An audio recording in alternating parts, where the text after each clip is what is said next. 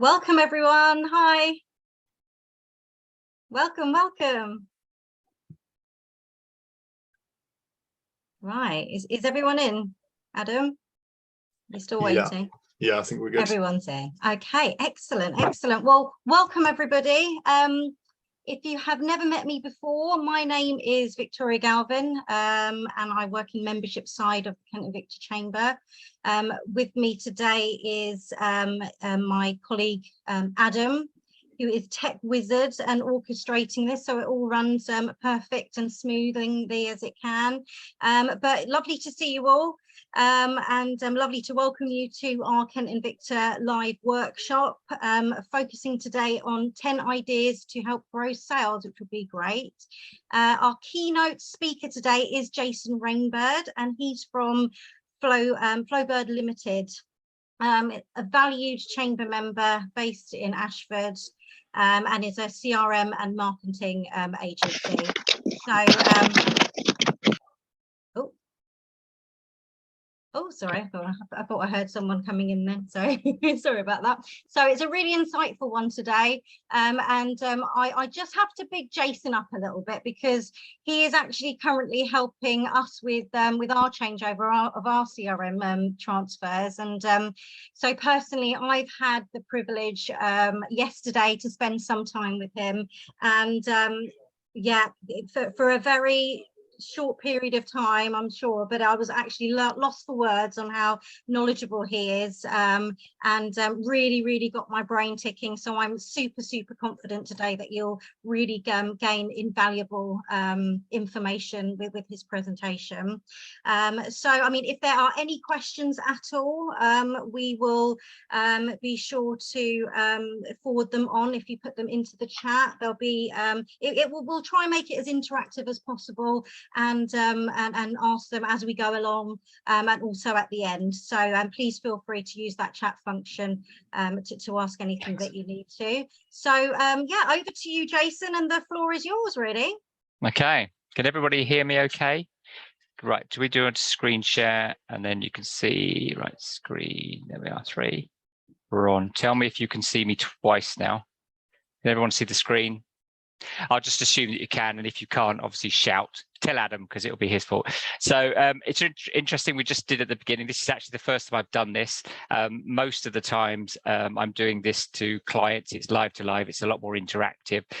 This is going to be an interesting experience for me because it's going to be kind of a dialogue to you. So we'll see what we do, but hopefully the information, I'm hoping if nothing else, we've got 10 ideas to go through. I'm hoping if nothing else, you know, one of them really resonates with what you're trying to do, and you can obviously implement that into your business. All right. So as I say, the way that we've got here, we've got the process here where we've got the 10 ideas. The idea is that if you apply these to your business, you can literally double sales. And the part of the process behind this is looking at the way that you manage sales as a business. All right. So I want to help you go through that process, help you go through the 10 stages or the 10 ideas and see what we've got. All right. The structure that we've got today is we're going to go through the idea, and we're going to discuss that in a little bit of depth. And then I love this bit. We're going to add some homework in. All right. So have pen and papers ready to go, because there'll be bits of in that we're going to chuck in that we're going to say, take this idea, write it down, do this within your business, and this will help. And then there's some practical steps for you to actually start to implement this. And then we can obviously go from there. All right. There's not homework on every 10 ideas, so don't panic. You're not going to be inundated for the weekend. Maybe some few ideas just to sort of help you get going. All right. So let's look at the first idea then. So the first idea is the numbers game, right? Really simple. Sales is not a difficult thing. You know, the basic idea of it is that even if you're the worst salesperson in the world, if you speak to enough people, you will get business. All right. Obviously, we hope that you can speak to less people and you can get better. This is not a sales training exercise. This is a pipeline exercise, but there is no trick. It's just a case. But what is critical to the whole process is to actually know what your numbers are. All right. A sales process will work in its own time. You know, if I sat down with all of you and all of your businesses, you know that you'll get an inquiry in today. that will go through a standard sort of process that we'll talk about. And at the end of the day, that's going to drop out on the thing. And so the most important thing here is to basically know what your numbers in. A lot of the clients that I go and see, I say, well, how many inquiries did you get last month, last quarter? How many of those inquiries are now customers? And I'd say 75% of people go, actually, do you know what? I don't actually know. I don't know how many inquiries we've got. And so it's a really, really important thing. So one of the things that we urge you to do is get to know what the numbers are, because if you look at this, you can see a little chart off the back. You know, we're saying that we've got inquiries coming in, choose 10, we close 1, it's 10%, we close 20. It doesn't matter what the numbers are. It doesn't matter to a degree what the period is. You know, it could be if you could have a really long sales cycle, you might be the sort of company that closes business on the same day. You might be a sort of company that closes business over a 2-year period because it's a sort of an enterprise sale. All right, but be aware of what the numbers are. Okay, so here we go then. So your first homework, pretty obvious what it's going to be. I want you to sit down as a team and go through this. Now, interestingly, as Vicky said, we spent some time yesterday with the Kent Chamber, and we were sat down and we went through this. It doesn't have to be, you know, I don't want to spend hours and hours and hours of this, but have a rough idea. But what is important is to make this a discipline, all right? So every day you say we put our numbers down, and then at the end of the period, we go, right, okay, of the 100 leads we get, we got 10 new customers, therefore we know our conversions. And then later on, as you do this again and again and again, you'll start to see this number come through off the back of it, all right? And so it's part of that process of knowing where your digits are, knowing what your numbers are, working out what your conversion ratios are, just at the highest level, all right? Okay, so next time we want to look at activity goals. Slightly contentious area, but a lot of companies set the wrong goals in when they're setting. And I was actually weirdly enough laying in bed last night thinking, which do I think is the most important idea? If you do nothing else from all of the ideas, I think this is the biggest one I would go for. Because if you set a target for someone like, right, you need to do £1 million a month, or you need to do £100,000 a day, or whatever, from a salesperson's perspective, that can be quite complicated, all right? Because what's happening is they're going, well, how am I actually going to do that? But if we reverse engineer that and we say, well, let's do it by activity. And I'll give you an example of this. You know, we've got the bookseller here. So a bookseller, for example, needs to sell £1,000, let's say £1,000 books a day, all right? And so they go out and they make call and they make call and they make call and they make call. And at the 17th call, they've still not sold anything. You know, the 17th caller they spoke to, they're really depressed. You know, the person was rude and they're now dejected beyond belief. However, if we change that and said to them, don't worry about the £1,000, worry about 20 calls, make 20 calls a day, make 20, whatever it is, activities. That's something that they control and something that they can do. So when they got to the 17th caller, very simply, they could say, okay, I've got 17, that was a bad one. I'm going to make another 3 calls. I've done my targets for today. I've now achieved my sales. What will happen over a period of time is you'll start to work out what those ratios are. But from an activity, from a salesperson's perspective, picking up the phone is something they control. Closing a piece of business is something that's in the hands of the customer. So be aware of that. Set activity goals for your people, and they are much easier to control. There is something that you can take control of, right? To me, it's probably one of the most important things, right? For that to work, what you've obviously got to do is you've got to know what your numbers are, all right? So what we're talking about here is we're talking about count the number of calls, get the business, count the number of meetings, get the business. We actually have put the link up on here, and we can chuck that up on the chat later. We actually have a link where we've got a sales target calculator. And what that means is you can say, right, I need to do £100,000 worth of business. And then it will reverse engineer that down to say, okay, I work this number of days a week, et cetera, et cetera. And it's going to then come up with a figure of saying, you may need to make 10 calls a day. If you do your 10 calls, you'll end up with your sales target being achieved. Same thing again. And obviously, if you're a better salesperson, that number is going to be lower. If you're a worse salesperson, you're going to need to make more calls. But the ratio says just pick the phone up again, just do another prospect and work your numbers out. And then you can download this and have a go at it and see how you get on, right? And then if you do download it out of curiosity and it's needs slightly changing, give me a shout and we'll fiddle it for you to get it to work, all right? Because we can add in different bits and pieces to it. Okay, next one, sales process, sales pipeline. Stats have shown consistently that a company that has a clearly defined sales process can achieve an increase in business by 20 to 30%. Salespeople know what the next stage is. They know what the next objective of each call is. They know where to go next. All right. And so it's really important to sit down and actually work out what your sales process should be. All right. And all of you will be different. You know, there are general guidelines, as you'll see. There are general ideas of what you can do, but have a chat with your customers, have a chat with your sales team, have a chat internally, work out what the process is that works for you. And once again, this is an organic process. It will change over time. It will change as you get to know. But if you don't have a clearly defined process, and you can see here on the chart, what we've got is we've got qualified, meeting held, proposal sent, accepted terms. Yours could be very different depending on what it is, but it's really, really important to have this, because one of the things that we talk to clients about is when we get to the proposal sent stage, we know that of the 30 customers that are currently sitting in that stage, the conversion factor between that and the next stage is X. So therefore we can once again reverse engineer that. We can work out what the numbers should be for you. So it's really important. And the other thing that I also urge is to make sure it's very obvious. I've turned up to work with clients and they've got 27 stages in their sales process, and the salesperson, I use this expression because I like it. Sorry if it offends anyone. It's like the mosquito in the nudist camp. There's just too much opportunity and they don't know what to do, so they don't do anything. So with having a clearly defined stage, clearly defined a number of elements in the system, everyone in the team knows exactly what's going on, and you need evidence that that you can get that one. Example here, we've got proposals sent. I'd want to be able to go into that. I want to be able to look to see the proposal that's attached to that record. All right. Okay. So I'll have a quick break here. If anyone's got any questions before we crack on to the next one, shout now, chuck them in the messenger. If not, we will continue. All right. So, okay. Next one we're going to look at. I'll assume, obviously, if there are questions, do let me know. So we'll go through. Okay. Next one, very simple, is how do we get more deals? All right. Now, we call this, there are 4 levers into this whole process, and this is the first of the levers. Okay.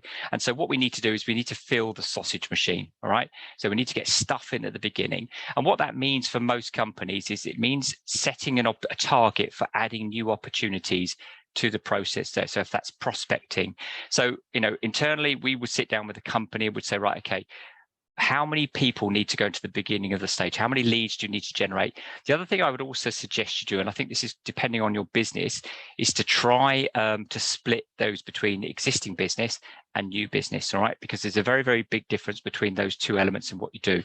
So have a conscious effort of say, right, if we put if we put 20 leads into the beginning of our pipeline at the end of every month, we know that we will hit our target of the other. The key thing with this is how you're going to do that and make it an activity. So every day you say, right, where are we? What are we targeting? Talk to your customers, talk to your prospects, get more referrals. Prospecting is more important. We find from working with clients that when they're really busy doing the sales side and they're really operational, the prospecting goes out the window. All right. And when they're really quiet, the prospecting comes back up and operation drives. So you've got to maintain a regular thing, set that aside for yourself. Okay. Off the back of that. All right. So we go through, got to click the button, but you'll see. And I say the last one it's saying here is don't break the chain. All right. Set a target every day to add a certain number of people, put it in your diary, do the work. All right. And that's part of the process. And it's about being creative. We actually have an ebook on our website called Download the Lost Leads ebook. And what that means is that you can go onto our website and you can download a specific thing about how to go and find more business, right? So it's there if you want it. Okay. Next one we've got is bigger deals. Okay. We all want bigger deals. I've got a nice story that's coming up for you as well. Okay. To do this, realistically, there's a couple of things you want to do as we go through. So we want to think bigger and we want to envisage yourself bigger. Now, I've put on my little slide here, flea story, because I definitely want to tell you this. They did a test a number of years ago. All right. They put fleas in a jar and they put a lid on the jar. All right. And what happened is the fleas kept jumping up and down. Some of you may or may not have heard this, kept jumping up and down until they hit their head on the thing. And then after a while, the fleas jumped up and they didn't go any higher. Okay. After they took the lid off, you would expect the fleas to jump out, but they were conditioned now to be that size. And one of the things we urge customers to do is to rethink, what is your biggest deal? What have you got in terms of how can you get bigger? How can you go for bigger clients? How can you think of it? And one of the things that we came up actually with the chamber yesterday, and we've done this with other clients before, is have something bigger on your price list that you've currently got, right? 10 times bigger than you currently got, because it will encourage people to go, well, actually they can do more. And so have a think about how you can sort of add options on, add other elements to the system, okay? Think how bigger companies work, think how bigger companies purchase, target bigger companies, because all of this means, and we all know this from working in sales, that a small deal can have as much effort going into it as a big deal, right? So you might as well get the big deal, but it's a case of refocusing on what you could do, refocusing on how you can deliver. All right, okay. And then obviously, as add-ons, we've all seen it. There's a famous online shopping company that says, oh, you bought this, you may be interested in this, or people who bought this also bought this.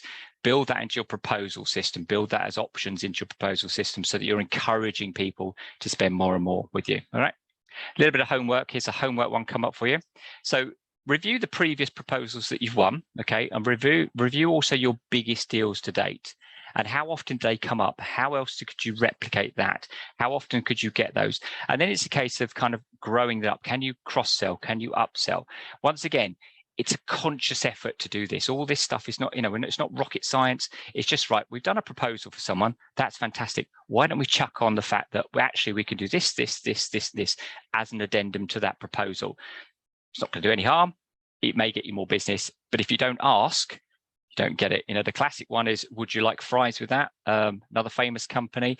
It's the same thing, but once again, it's a habit that you've got to get into to get asked. So have a standard document that goes with all your proposals, have a standard element that goes with it, think out the box. But I think the other one that I would also include is think of bundles, okay? Can you bundle packages together, all right? Just so that you can say, well, if you buy this package, you get all these services. It looks like a better price. There are companies out there that were happy to spend more money if you're happy to offer it to them. Okay, so okay, off we go. Plugging the leak. So the plugging the leak is about your conversion ratio, and this is really quite simple. This is about working with the right companies, working with the right people, talking to the right person. If you're talking currently to sort of the juniors in the company, you're not going to get a decision. How do you get higher up? How do you get to the higher people who are the decision makers within that company, right? Because the conversion factors between each of those stages is critical. One of the things is, once you've built your stages up, as we showed you at the beginning, we can then start to monitor. And once again, this came up with the chamber yesterday. Start to monitor the conversion factors between, are you sending out proposals and they're getting blocked, all right? Are you not getting enough people at the beginning and then they're not responding? So all of these conversion factors, if you examine those over a period of time, you can start to work on those as a process, right? The other thing where are we? Click. Okay. The other thing that this will come up again, but seriously, if you're talking to someone who you think this genuinely is a tire kicker, get them out, all right? Qualify them out as quickly as you can. Sales has been considered a disqualification process. So if someone turns up on your doorstep, they're not right for your business, be brave to go, just right, you're not right for us, and get rid of them off the back of that, okay? And the other thing, obviously, is particularly if you work in a niche market or you work in a target sector, get to know the sales process of of your customers, right? Get to know them before the customers are. Talk to customers about potential business that's coming up. Anything that you can do to increase your conversion factor will give you more sales off the back. All right, velocity. This is one of my favorite ones, okay? We all have, as I mentioned before, the sales process has a set line off the back of that, okay? And we need to step on the gas, as it says, okay? We need to find out what we're doing in terms of the sales process. We need to speed it up, okay, at every possible stage in the system, right? Because if we can get that through from A to B 3 days later, 3 weeks later, what are we doing? How are we then driving that through across the process? Can you work with that customer to convert that? And also the other thing you've got to think about it, how many of you have had deals sitting in your sort of, pending for 3 years going, they're definitely going to buy it. They're definitely going to buy. I know, and we all know that basically they're never going to buy. All right. So we need to think about preemptive around the think about it process. What are they thinking about? What can we preempt with that particular process? Okay. And eliminate that as part of the ones. And if it's not going to work, kill it, move on. All right. Know when to walk away. And I think that's a really important part, because we want those conversion numbers. I sit down with sales team, they've got 250 deals that they're currently working on, and every week they discuss all of those deals. 90% of those may never ever close, and it's wasting so much time and effort. We used to have a salesman who worked for us, doesn't work for us anymore, who would spend 3 weeks trying to get a deal for 3 hours, and we're like, doesn't quite work out, does it? All right. Okay. Pipeline flushing. Now, this is a controversial one, let's say the least. All right. You've got to know, as I say, when to get rid of the deals. All right. Having a big pipeline isn't necessarily good. You've got to flush it out. Now, one of the things, obviously, that comes up quite soon. Let's say that we've sat down and you've got a pipeline stage. And let's say, for example, that pipeline, your velocity of that pipeline, your average sales cycle is 6 weeks. Right. What happens if someone's still been in that pipeline a year later? Get them out, get them moved out. Now, one of the things I also say is that doesn't necessarily mean that you've got to throw them away. Okay, that doesn't mean that they've got to be moved on to the next stage. What it means is that we've got to be in a process where we move them to another pipeline, we move them to a back burner pipeline, we move them to another part of the system. Okay, but so when I look at my pipeline, these people in the pipeline are people that are looking to close quite quickly. All right. And that's a really, really important part of the process. What we want to do is we want to have that in the system, get them out. And you see the red ones we've got here, they're people that are they've been hanging around a bit, and it's time to move them on. But it's a brave decision to go, let's get them out of the process. All right. Okay. So I love this one. When you sit down with people and you say, right, okay, we're going to now trash your pipeline. Okay. Sit down with you and go, realistically, is that going to close? No. Why? Well, I spoke to him last week and he said that, yeah, okay, whatever. Let's see if we can go through. So look at all the proposals you've got out there, all of the meetings you've had recently, and make a hard decision to go, do you know what? I'm actually not going to get this business. Let's move it on to the next stage, all right, as part of that process. Okay, so we want to move them out of the system. Okay, we want to stay focused. I didn't actually put that image on my presentation, that was someone else, but we want to not necessarily get rid of them. I think that's the important thing to say. We're just taking them out of the way. Okay, these people can go on a nurturing process. Big thing that we do with a lot of clients is that looking after those people that are not ready to buy yet. Okay, but keeping it clean. I want to spend 10 minutes going through the pipeline. Boom, what's next, what's next, what's next. All right, as part of that process. Okay, time management. Let's look at this. So this is literally about looking about your thing. So playing favorites is natural. What a lot of salespeople will do is they'll fill their day up with talking to their favorite prospects. Okay, I get on really well with Jim. I know he's never going to buy, but I really have a really good conversation with him, and he's really nice and chatty, etc., etc. You have to make a decision off the back of that. All right. Don't get sidetracked. Is this person going to do business? I'm not talking about being harsh. I'm talking about being realistic. Is this person going to buy? Are we wasting our time? Just scheduling the time up. Set time aside to do the prospecting, to do the proposals, to do the meetings. All right. Work through that. And time management is about having clearly defined bits. If you're a full-time salesperson, it's like, right, I'm going to do 15 minutes on social media every day. I'm going to do 2 hours on prospecting. I'm going to do 3 hours on following up proposals. Don't get distracted by the fact that someone else is off the back of that, right? And then block that time out in your calendar. Do not get distracted off the back, all right? Get in the zones. And then if someone wants to book a meeting, we encourage people to put time in their diary, right? I'm prospecting.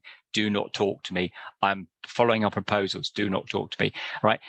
It's a discipline to learn. It's hard, but it's the only way around to get it, all right? And then what will happen is you'll start to speed this process up and you'll start to go through the whole idea. All right. Okay. And we get a nice little picture. Time management. Right. Okay. The needs versus likes.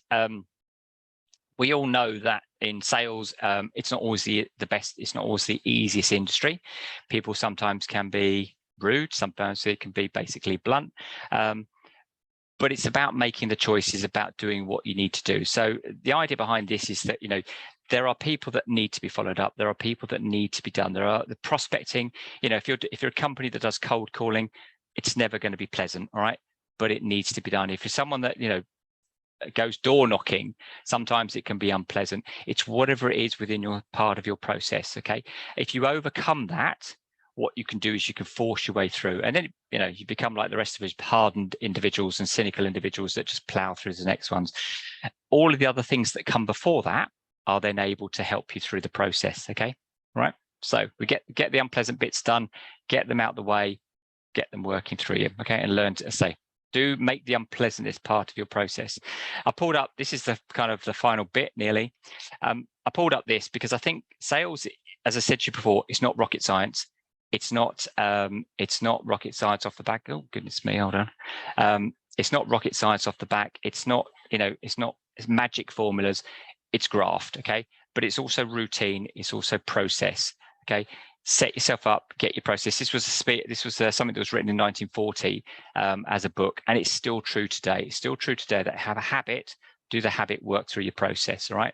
It's true for every industry, but it's particularly true, I think, for sales, because sometimes it can be very easy to get distracted. If you give two people two jobs in a sales environment, one's sort of really easy and one's really hard, they will deviate to the really easy one as quickly as they can. If it's in their diary, it's ready to done, we can then process off the back of that. All right, okay. So this isn't really a lie. I did say there were 10. I think this is the best one, and you'll see why. Okay, we need to keep track of it. How do you keep track of it? What do you do off the back of that? And if you want to chat more, here's my diary. So idea number 11, get in contact with me. There's my link to my diary. You can get in the process. Okay, so that's it. I'm now open to questions, comments, conversations. I'm happy also to get feedback from anyone as well, because it's interesting to do it as a sort of a one-to-one conversation, as a sort of a group conversation, as like this. So, all right, or you can just go make a cup of tea. Thank you so much, Jason. We did have a few questions actually from Michelle Lee. Do you want to unmute yourself, Michelle Lee, and ask Jason? Oh, Michelle, you there? Hello. Hi. Morning. Hi there.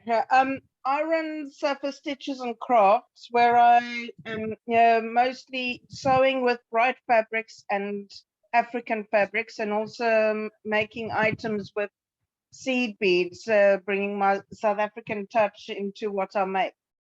I'm then selling at craft markets and that kind of thing. Yeah. How do I get the prospecting and that kind of thing that you're talking about? So there's two elements to that. Obviously, turning up to the craft is one thing. I think also there's an element of knowing who you're selling to and finding out where those people are.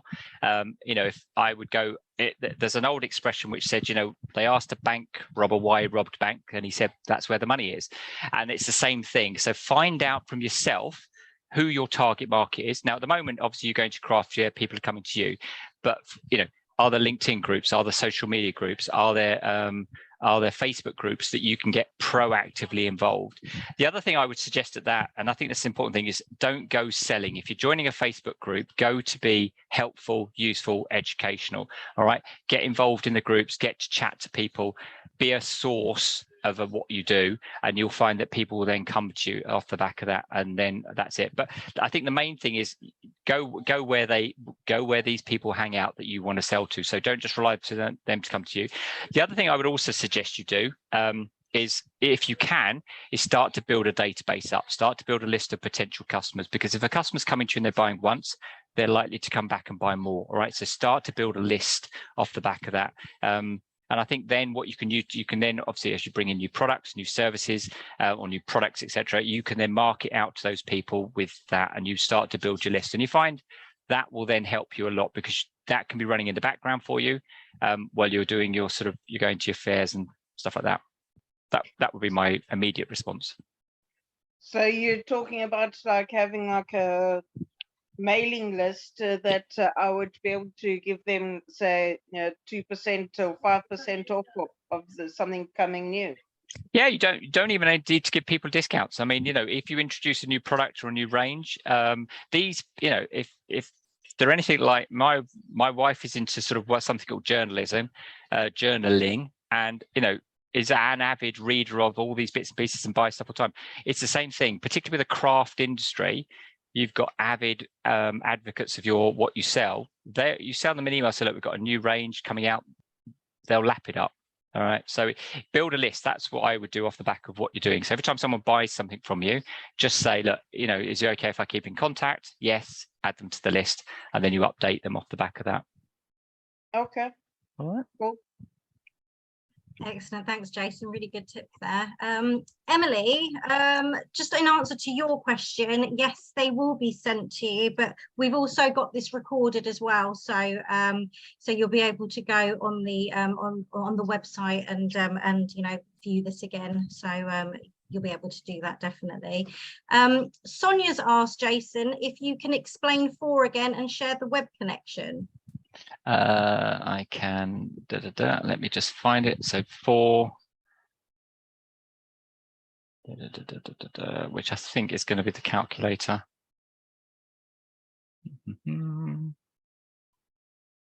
Yeah, I think the calculator is popular.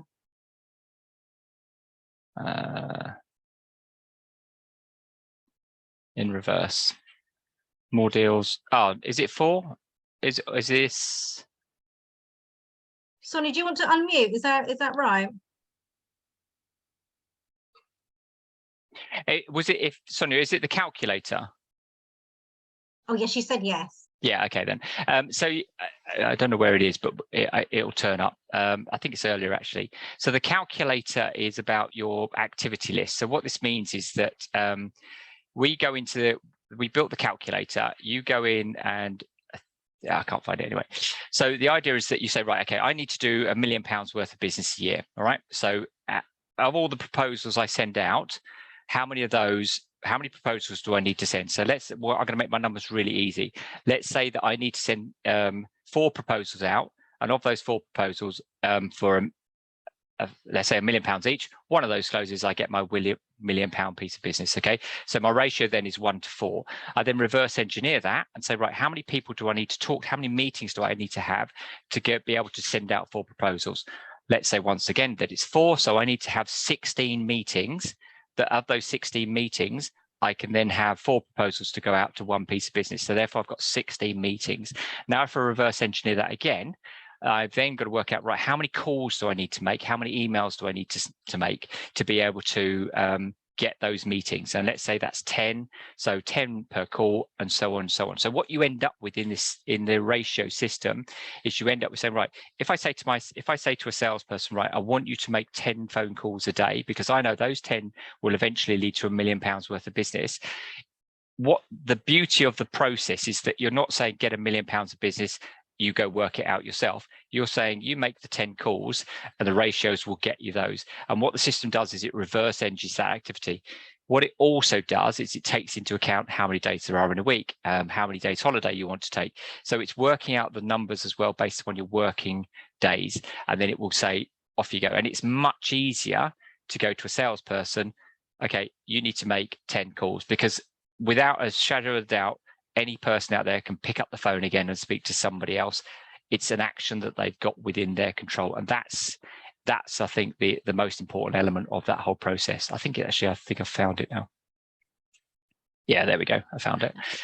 That calculator will reverse that process for you. All right. Hopefully that helps. Excellent. Thank you so much. And Andy Harris, do you want to go off mute and ask your question? Yeah, sure. No problem. Hi, Jason. Hi, Andy.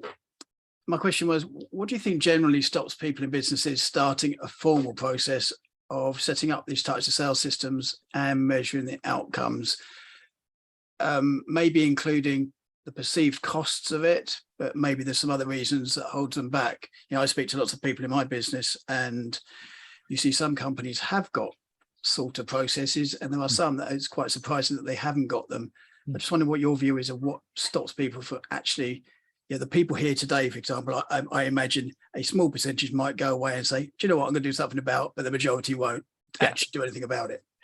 I think there's a fear of being of isolating it. So I'm not sure that's the right phrase, but what I mean by that is that I don't have a structure. Every deal is different. Everything works out differently. So I have Excel, and I kind of just chuck stuff into Excel, and I do it that way because it's a lot more flexible for me. The trouble with that is that if you don't have a process structure, now the beauty of the structure is it's your process, it's your customer's process, but most of your business will follow a sort of a fairly predefined sense. And having a process in place, when you start to write, this customer's at this stage because we've done this, we know that of the 50 deals that we got in this stage, we know that we need now 25% of those will progress to the next stage. That's the benefit of it, because you've now got real stats. If it's kind of woolly, it's scary. And I think also to a degree, some people go, but just don't do it. I mean, it's just like, I know it's a good idea, but I just never get round to it. And sometimes you have to lock people in a room almost and go, okay, let's talk through the process. What is the process that you've got to do? And most people go, well, we do this.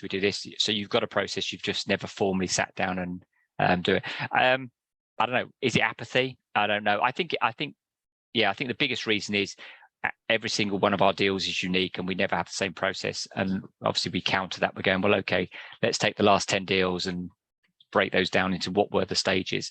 But I think once again, it's organic. We always say to people, put something in place, see how it goes. And if it doesn't, work out, modify it, change it, develop it. And over a period of time, you'll start to get a process. And then the ultimate beauty of that is you get a new salesperson turning up and they go, right, this is our process. This is what you do. This is the playbook. This is how you do this. This is how that. So that salesperson is up to speed very, very quickly. All right. And then from the other thing, from a management perspective, I know that I've got 20 deals at this particular stage. I know that 8 of those are going to convert, and I know that the sales, and that's the reporting element that comes out of the back of it is ultimately, the good for the whole business. All right. So I probably just fear of of locking something down, I would suggest, is probably the biggest thing. Yeah. So. Thanks, Jason. And Wendy Copping, do you want to go on mute? I think you had a question as well for Jason. Hello. Hello, morning. I'm looking to send out media packs, and obviously it's very difficult to get the name of the person who's responsible for sales for some of these companies. Yeah. I'm just worried that by ringing up to find out the name, we might sort of annoy people. But obviously then sending it in, obviously not to info at, but to some names that we might be able to get on. Is it best to get the name first and just hope that that initial contact doesn't irritate people? There's some quite good stats around this, around the process. So once again, what you've just described is a sales stage process. Okay, as painful it is, if you're picking the phone up to someone and saying, look, we're going to send you a media pack out, who will be the best person to send it to, and you might get an email, but even if you get a first name, you can put that on the pack. The chances of it being perceived or opened will go up tremendously. You've got a 20% increase. So I would pick the phone up, tell them what it is, ask them what them, say, who should I address it for, and then send it out. The other thing, obviously, that you want to be able to do is you want to start to monitor. Okay, so these are the people I didn't send it to.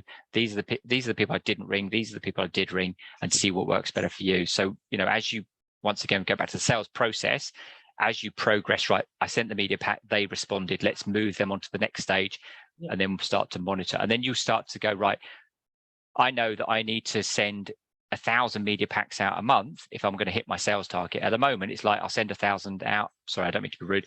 So I send 1,000 out, and we'll see what happens. If you're monitoring that, that's where it comes into its own. All right, but I would pick the phone up and ask. Yeah, great. Thank you. That's a really great question. Can you share the ideas 9? Idea 9. Yeah, no, I just. I can share all of them. I'll show you the whole slide if you want. Redo it, Jason. Okay, let me go through to tell when we get there. I should have indexed it, I think. Here we go. Oh. Time management. Right. Yeah. Thank you. All right. Okay. Any other questions? No, none on the chat. Anyone else got questions? Please feel free to unmute yourself. Can we go to number 10 as well, just to get the whole package? Does anyone, out of curiosity, because I'm always interested in feedback, does anyone disagree with any of the processes or what I've said? I'm always happy to have a sort of an open debate. I think one thing, sorry, Jason. Yep. One thing that's always an interesting one in my industry, particularly because I'm a financial planner, is you were talking about, you know, getting rid of, you know, prospects that aren't going to be your clients. And that's a really tricky one in my industry because, you know, like, I suppose to an extent you can help everybody with their finances. Now, only a certain number of people that you speak to will likely become the paying clients that you're looking for. But essentially, it's like a case, and it can be like, you do need to be like more focused about your business development, without doubt. That's really key, and I think that's a big area of improvement for me. So that's a good takeaway for me to learn. So I thank you for that. It's also quite difficult because like a client, like somebody today who you plant a seed with, it might become a client in a couple of years. And if you get rid of those too quickly, or you're it can be perceived to be almost quite rude. Do you know what I mean? It's quite a difficult one. Right. Let me explain what I mean by that, because I think that's it's a big, well, the reason it's quite controversial is because of what you said. I'm not talking about getting rid of them. All right. What I'm talking about is moving them off to sort of what I call the back burner process. So part of what we said to Michelle is about so you say to this person, right, this person's not ready to buy, okay, for whatever reason.